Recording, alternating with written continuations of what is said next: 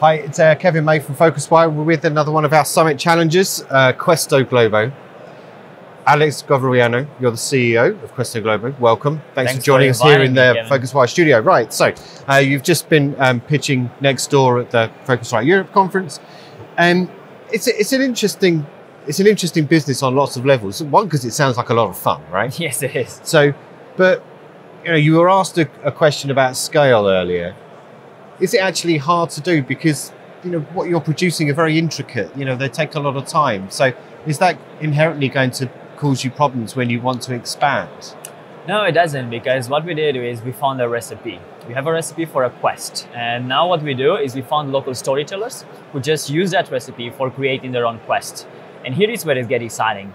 Every local storyteller has its own creativity and can create a new type of quest. So we can have ones in which you play as Sherlock Holmes, or in which you play like a cat in London, right, or a penguin in a Museum of Natural Sciences. You can do whatever you want in every city. We just add new layers on top and do role play in those. So who's writing the games? Local storytellers. Okay. So at first we went after tour guides, but those tour guides, they aren't really good at writing. They are good at telling their stories. And then we went for local storytellers who do an amateur job, but they got excited because they can make money out of it.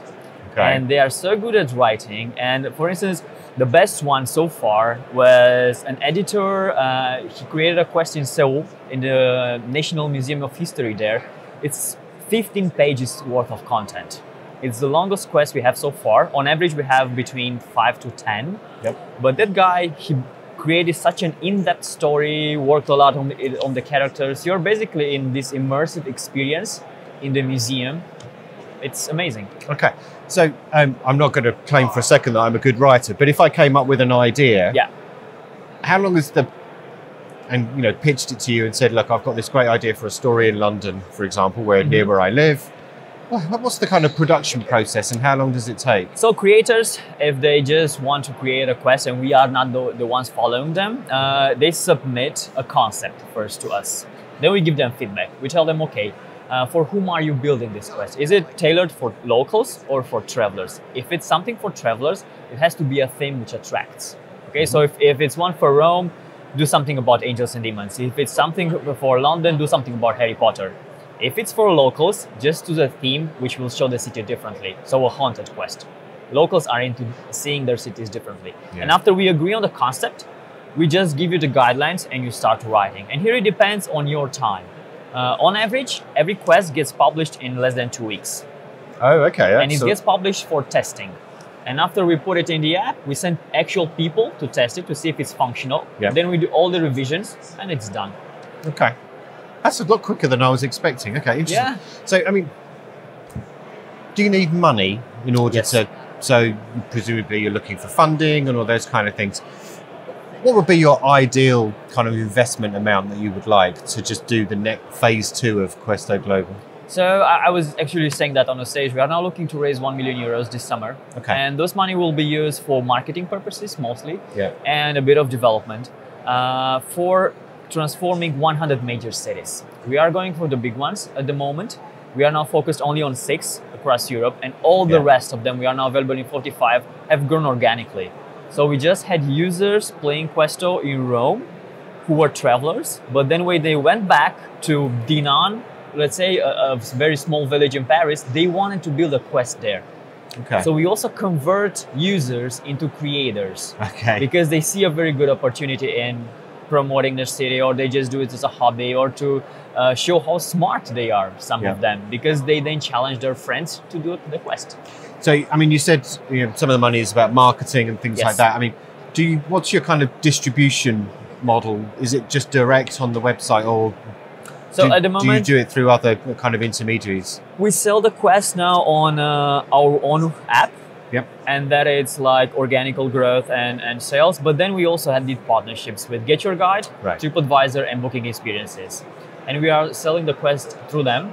With Get Your Guide, we have a very close partnership with the destination managers from Austria, Switzerland, and Italy also.